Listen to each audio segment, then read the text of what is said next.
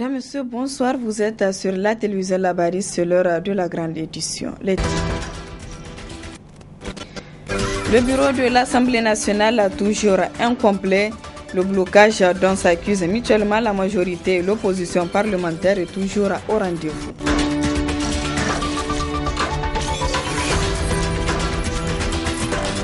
Les scolaires de la région de Niamey étaient ce matin dans les rues pour exiger la satisfaction de leur plateforme revendicative. Conséquence d'importants dégâts enregistrés.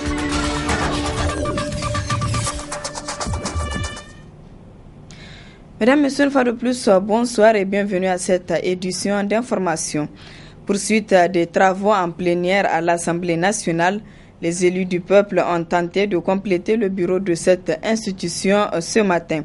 Cependant, l'hémicycle fait toujours face à un blocage que se rejette la majorité et l'opposition parlementaire.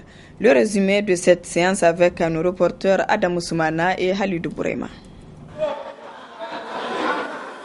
Rassurez-vous, nous ne sommes ni sur un tatami des combattants judoka, encore moins sur un ring de boxe, mais bel et bien à l'hémicycle de l'Assemblée nationale. Ce spectacle désolant dont nous gratifie ceux-là même qui ont pour titre honorable député fait suite à une recherche de solutions au blocage autour du choix du deuxième et troisième vice-président de cette auguste institution de la République. Ainsi, après les interventions des uns et des autres au niveau du groupe ARN, les élus ne sont pas parvenus à accorder leur violon. Une situation qui a amené le président de l'Assemblée nationale, Hama Amadou, à demander de procéder au vote pour le poste du deuxième vice-président. Un scrutin qui, dans un premier temps, donne 114 votants pour un total de 113 députés. Convenez avec nous qu'il y a manifestement des élus animés de mauvaise foi au sein de la représentation nationale. Toutes choses qui, encore une fois, n'honorent pas leur honorabilité. Aussi, les députés sont appelés à un second tour de ce scrutin à l'issue duquel 43 voix pour et 69 contre avec une abstention ont été enregistrées. Du coup, il n'y a pas élection du second vice-président à la déception du groupe ARN. Nous constatons effectivement que la majorité continue à soutenir un groupe d'intérêt, au détriment donc de l'institution que constitue l'Assemblée nationale. Vous savez bien que l'article 89 dit que le bureau de l'Assemblée nationale doit refléter la configuration politique. Cela veut dire quoi? Cela veut dire clairement que tous les groupes politiques, majorité comme opposition, doivent être représentés au sein de ce bureau-là. Ça veut dire quoi? Tant qu'il n'y a pas cette configuration politique, il n'y a pas de bureau à l'Assemblée nationale. C'est un blocage créé par la majorité. Elle est en train de nous d'asseoir une dictature, voulant qu'effectivement ce soit ce qu'eux ils souhaiteraient et qui va se passer. Du côté de la majorité parlementaire, l'on s'est dit solidaire à la dizaine de députés de l'opposition soutenant le président de la République, dont leur avis n'était pas pris en compte dans le choix du candidat à ce poste, tout en rejetant la responsabilité de ce blocage. Moi, je vous dis sincèrement que le blocage continue parce que tout simplement, le président de l'Assemblée nationale et le groupe concerné par le blocage n'ont pas voulu que ce blocage soit levé. Nous disons que si un candidat est récusé, l'idéal serait qu'on demande à son groupe de donner un autre. Nous n'avons jamais prétendu arracher le poste-là qui revient à l'opposition pour qu'il soit donné à la majorité. Jamais. Mais que l'opposition change de candidat. Ou tout au moins, ceux qui nous ont demandé d'être solidaires avec eux, ils ont dit à la plénière que si le président de leur groupe les consulte, ils peuvent revenir sur leur position et nous demander de voter Falki Bacharou. Nous sommes prêts à le faire. Quoi qu'il en soit, les deux camps doivent chacun revoir sa copie et ne penser qu'à l'intérêt national et non partisan. Aussi faudra-t-il le rappeler, chers élus nationaux, qu'au-delà de la confiance du peuple, le serment coranique du président de cette institution engage individuellement chaque député. À bon entendeur, salut. Il faut un troisième tour. La situation qui prévaut à l'Assemblée nationale au centre d'une déclaration rendue publique ce matin par le Conseil général des leaders de l'ARDR. Dans celle-ci, le Conseil apporte son soutien au président de l'Assemblée nationale, Hama Amadou. Il lui demande de ne pas céder au chantage pour violer la Constitution et les règlements intérieurs de l'Assemblée nationale. La déclaration est lue par Issoufou Issaka, il est membre du Modern FA Lumana.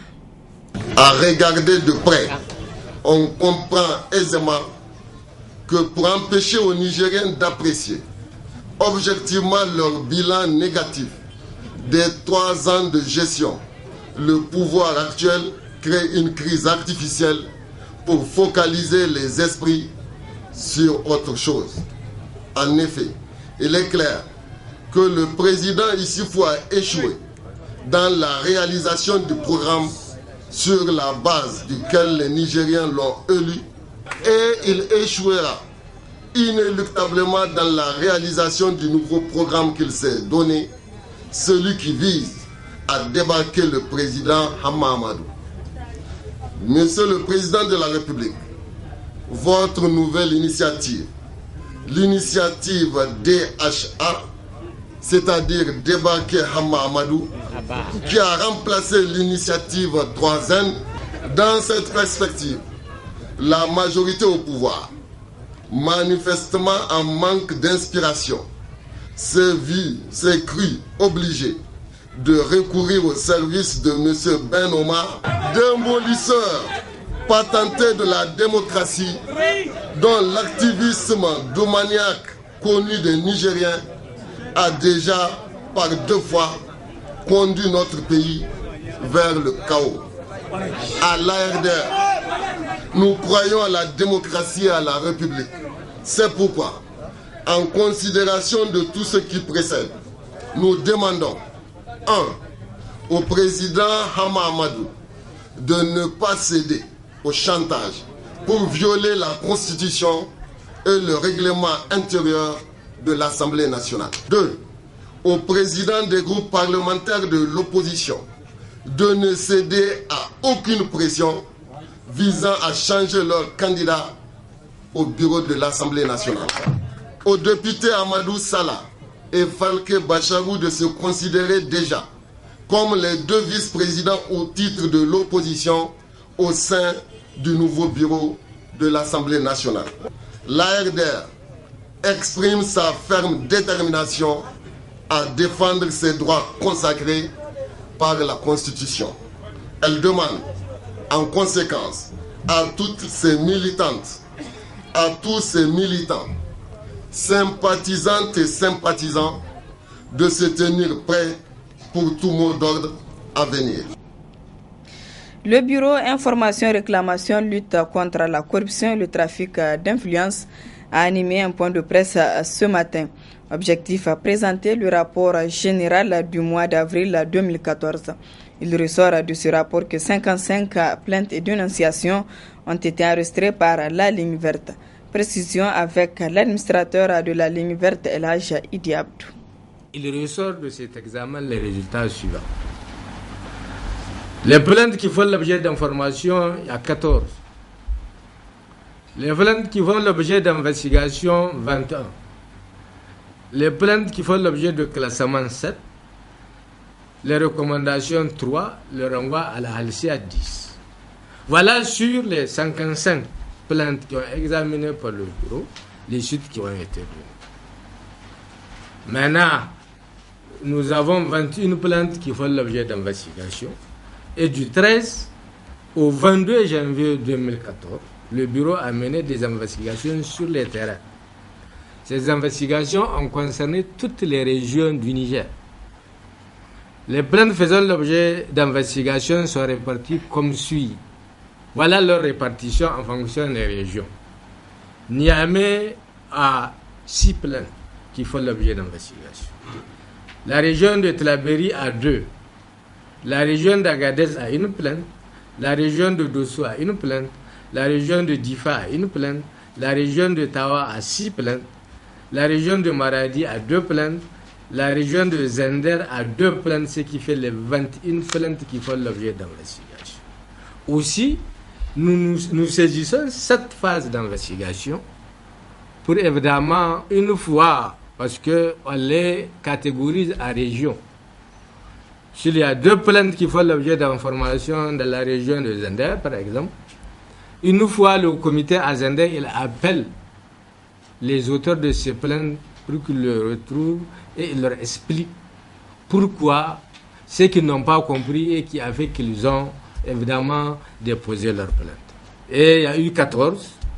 Et durant cette phase, les auteurs de ces 14 plaintes ont été informés, guidés, orientés. Du 7 au 16 avril 2014, le bureau a tenu, parce qu'à la fin des investigations, il y avait eu 3 comités qui sont partis sur le terrain. Et les 3 comités sont revenus avec des rapports d'investigation. Et maintenant, la seule instance de délibération, c'est le bureau, c'est-à-dire composé de 12 membres. C'est lui qui se réunit en session pour délibérer. Et du 7 au 16 avril 2014, le bureau a tenu évidemment sa première session plénière au titre de l'année 2014, en vue d'examiner et d'adopter les rapports des 3 comités d'investigation. À la fin de cette session, le rapport général d'avril 2014, objet de ce point de presse, a été produit. Substantiellement, les conclusions contenues dans ce rapport sont les suivantes. N'oublions pas que nous sommes partis avec 21 plaintes qui font l'objet d'investigation. Sur ces 21 plaintes, 10 plaintes sont classées sans suite. 6 du fait qu'elles sont pendantes devant les juridictions. 2 parce que leurs auteurs sont soit introuvables ou soit se rétractent. 2 plaintes dont l'une est sans objet et l'autre du fait que la justice a normalement fonctionné contrairement aux allégations du plaignant. 3 plaintes ont fait l'objet de saisine du procureur. Parce que ici, évidemment, quand nous partons sur le terrain, c'est pour l'assembler les éléments. Et à l'issue de ces investigations, le bureau a constaté qu'il y a 3 plaintes qui présentent des indices de nature à saisir le procureur de la République. Et nous allons saisir le procureur de la République de ces 3 plaintes. 3 plaintes nécessitent un complément d'investigation. Évidemment, à l'issue de nos investigations, surtout que la période avait coïncidé avec l'identification, où pratiquement les gens, certains ont perdu, ils n'ont plus, dans les campagnes les plus reculées, ils n'ont pas pu s'identifier et ils ont perdu le numéro. Où souvent, le gars pourrait être à un moment à Bilma, et que maintenant, c'est un fonctionnaire, il a été affecté, par exemple, à Niamey. Il n'est pas à Bilma. Donc, les plaintes qui nécessitent un complément d'investigation, c'est des plaintes qu'on a estimées qu'il y a quelques personnes à entendre pour boucler. Et c'est pour cela qu'on a inscrit ces plaintes comme plaintes qui nécessitent des compléments d'investigation, c'est-à-dire on doit chercher d'autres éléments. Violente manifestation ce matin des élèves de la section lycée et collège de Niamey. D'importants dégâts ont été enregistrés, des véhicules brûlés et des bureaux saccagés. Reportage Asman China et Ibrahim Abdou. Véhicules et motos complètement brûlés, voitures et locales du bureau annexe de l'initiative 3N saccagées, c'est le bilan de la violente manifestation des élèves de la section lycée et collège de Niamey ce mardi. Une manifestation pour exprimer leur colère aux autorités en charge de l'éducation qui n'arrivent toujours pas à satisfaire les revendications des scolaires. Des biens de l'État endommagés par les manifestants pour répondre à une provocation des éléments de force de l'ordre selon eux. Il y a quelques classes de l'école qui ont duré à peu près 15 ans, qu'il y a des matériels dedans, et ces classes ont été récupérées par l'éducation et par le ministère de l'Éducation pour mettre quelques matériels dedans. Et c'est ça, les élèves ont dit qu'ils ont besoin de ces classes. Ils ont soulevé leur mécontentement et face à ceci, c'est comme si c'est une assemblée générale pour informer la base qu'ils ont besoin de ces classes. Et tout à coup, les camarades retournent à la maison, les policiers étaient venus. Et c'est ça qui a amené ces dégâts. Pour l'instant, nous n'avons pas fait le bilan de la situation, mais d'un moment à un autre, nous allons le faire. On va essayer de voir. Beaucoup de camarades étaient tombés à même le sol. vu le dégât que nous avons enregistré, il y a beaucoup d'équipements qui ont été jetés. Nous avons d'abord remarqué ceci au niveau de chez EG9. Après chez EG9, on a remarqué ça au niveau du lycée Kassé. Après le lycée Kassé, c'est au niveau du lycée LFA. Après LFA, aujourd'hui, c'est le lycée Issa Korombe. Donc il faudra à ce que nous interpellons la conscience des autorités policières, qu'ils sachent, qu'ils créent des conditions pour qu'à partir de cet instant, qu'on ne jette pas de lacrymogènes dans les écoles. Parce que, certes, c'est vrai, il y a ceux qui font le combat et il y a ceux qui sont innocents. Depuis la rentrée scolaire 2013-2014, c'est la énième sortie des scolaires de Niamey pour exiger l'amélioration des conditions d'études. Des revendications qui se résument à la dotation des établissements de la capitale en table-banc, la construction des classes et le paiement des allocations. Après les inscriptions finalement accordées au bachelier de 2013 à l'université de Niamey, la situation de ces étudiants devient de plus en plus difficile. À la faculté des sciences et techniques, on note un manque d'infrastructures adéquates, les notes minables qu'accumulent les étudiants de la première année de cette faculté, entre autres. Ces étudiants ont organisé ce matin un sit-in pour fustiger ces problèmes. Reportage Jean-Michel Dégé et Aboubakar Souley. Ils ont été condamnés à mort académiquement, camarades. Certains les ont condamnés à mort. On les a guillotinés, camarades. On les a dit d'aller, on les a sacrifiés leur avenir. Ah, qu'est-ce que ça veut dire, camarades?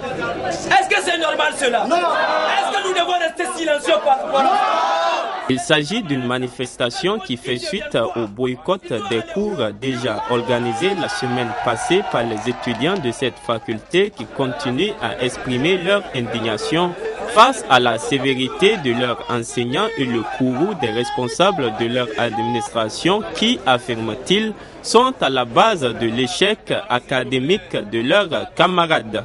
Cette année, au niveau de master, notamment au département de physique et au département de chimie, pour le master chimie fondamentale, sur les 37 dossiers qui ont été déposés, seuls 20 camarades ont été retenus pour faire le master. Et au niveau du département de physique, sur les 11 camarades qui ont obtenu leur licence, seuls 5 ont été retenus pour faire le master. Et comme critère qu'ils ont mis en avant pour procéder à la sélection cette année, ils ont mis le critère fallacieux tout simplement, qui est le nombre d'années que l'étudiant a passé pour obtenir sa licence. Ça veut dire que même si vous avez une bonne moyenne dans tous les 6 semestres et que par malchance vous avez repris un seul semestre, vous êtes de facto exclu. Donc c'est face à toutes ces raisons que nous sommes dit qu'il n'est pas question pour nous d'accepter à ce qu'on mette un tel critère en avant pour procéder à une sélection pour être retenu en master. Mis à part cela, cette année, les résultats, les notes commence à être catastrophique au niveau des premières années. Sinon, comment comprendre qu'on fasse un examen dans plus de 800 étudiants, qu'on nous dise qu'il n'y a aucun étudiant qui a eu à obtenir la moyenne? Il a fallu qu'on fasse plus d'eux pour que parmi ces 800 étudiants-là, on arrive à avoir 25 qui ont obtenu leur moyenne, s'il vous plaît. Très malheureusement, l'administration décanale a refusé de nous appeler en négociation. Ça veut dire qu'il y a une mauvaise voie de la part de l'administration décanale pour résoudre ces problèmes. Face à cette situation, le comité exécutif de l'UNUN a lancé un ultimatum de 72 heures afin que les revendications de ces étudiants soient prises en compte dans les meilleurs délais. Faute de quoi, l'UNUN annonce qu'elle passera à la vitesse supérieure après épuisement de cet ultimatum. Justement, ce communiqué de presse de l'Union des étudiants nigériens à l'université de Niamey, le comité exécutif de l'UNUN constate avec indignation que malgré la disponibilité au dialogue dont il a fait preuve lors des négociations avec les autorités rectorales, qu'aucune mesure sérieuse n'a été prise pour permettre aux étudiants détenteurs des licences de poursuivre leurs études en master à la faculté des sciences et techniques, à la faculté des sciences économiques et juridiques et à la faculté de lettres et des sciences humaines. 2. Le comité exécutif dénonce avec la dernière énergie le paiement à compte-gouttes de la bourse. 3. Le comité exécutif a mis en garde le directeur général de l'ANAB contre toute tentative de rejet des dossiers des bénéficiaires légitimes de l'aide sociale et le paiement par tranche à cette fin d'année. 4. Le comité exécutif constate avec consternation le dilatoire du ministère de l'Enseignement supérieur, de la Recherche et de l'Innovation à respecter les engagements pris lors des négociations sur la plateforme revendicative. À la lumière de tout ce qui précède, le comité exécutif lance un ultimatum de 72 heures pour la résolution effective de ce problème cité plus haut et tient les autorités politiques et académiques seuls et uniques responsables de tout ce qui adviendra. C'était là un communiqué de presse de l'Union des étudiants nigériens à l'université de Niamey. Contribution des lettres et sciences sociales dans la consolidation de la paix, de la sécurité et de l'unité nationale, tel est le thème de la 7e édition de la semaine scientifique, culturelle et sportive de l'étudiant à la faculté des lettres et sciences humaines, dont la cérémonie d'ouverture officielle a eu lieu ce matin. Reportage Michel Deji et Aboubakar Souley. Initié dans le but de créer aux étudiants de la faculté des lettres et sciences humaines un cadre excellent de retrouvailles, de réflexion et d'échange, le thème de cette 7e édition de la semaine de l'étudiant de la Flèche revêt d'un intérêt national. Et c'est à ce titre qu'il a été vivement salué par le doyen de cette faculté. Une option de réflexion qui n'a cependant pas amené les délégués des étudiants de cette faculté à oublier leur situation académique actuelle qu'ils jugent déplorable. À ce titre, sur plus de 400 licences délivrées dans ces deux départements, seule une centaine a été autorisée à s'inscrire en master, ce qui exclut définitivement un nombre important d'étudiants. Ces situations décrites un peu haut doivent amener les autorités académiques et politiques, chacune en ce qui la concerne, à s'investir pleinement pour sauver notre faculté du gouffre dans lequel elle se glisse. Nous formulons également le sujet qu'à la sortie de cette semaine, que les différentes activités organisées puissent avoir un impact positif réel sur notre société, afin qu'elle soit préservée pour l'éternité, la paix, la sécurité et la cohésion sociale au grand bonheur du peuple nigérien.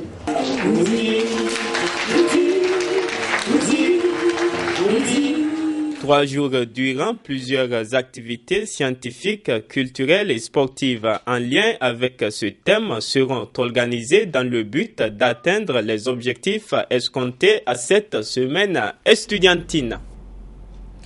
Ouverture ce matin des travaux de la session ordinaire du Conseil supérieur de la communication au titre du mois d'avril 2014. 6 points sont inscrits à l'ordre du jour de cette session. Le compte rendu de Mahmoud Saleh et Ibrahim Abdou.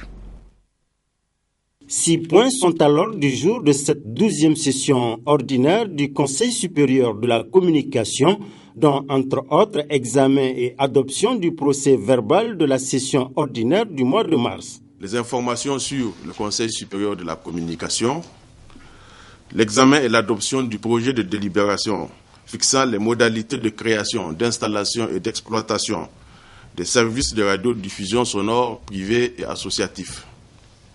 L'examen et l'adoption du projet de délibération déterminant les conditions d'éligibilité au fonds d'aide à la presse et les modalités de son attribution. L'examen des rapports du Conseil de presse et les questions diverses. L'adoption des 2 projets de délibération que je viens de citer va permettre au CSC de poursuivre la mise en place du cadre réglementaire nécessaire à l'accomplissement de sa mission de régulation. Et d'autre part, en capitalisant les bonnes pratiques, à la fois en matière d'attribution du fonds d'aide à la presse que des autorisations d'exploitation des fréquences des radios. En effet, notre pays dispose d'un paysage audiovisuel assez élargi, avec plus de 200 radios privées et communautaires. Par conséquent, doit-on continuer à octroyer des autorisations à des promoteurs qui proposent de faire la même chose dans une localité où il existe déjà plusieurs radios? Cette session intervient à un moment où la situation politique du pays est délétère entre le pouvoir et l'opposition, précisément à l'Assemblée nationale. Dans son discours, le président du Conseil supérieur de la communication appelle les acteurs politiques à la retenue. Notre session s'ouvre à un moment où la saison politique est aussi chaude que la saison climatique, ce qui naturellement donne lieu à des empoignades verbales, des déclarations, des conférences de presse, des débats, dont le contenu ne laisse pas indifférent le Conseil supérieur de la communication, dès lors qu'ils sont diffusés ou publiés sur les médias. La charte des journalistes professionnels du Niger, dès son préambule, dispose, je cite, « La responsabilité du journaliste vis-à-vis du public prime devant toute autre responsabilité. » En outre, la même charte stipule, je cite, que le journaliste doit défendre sa crédibilité et celle de sa profession.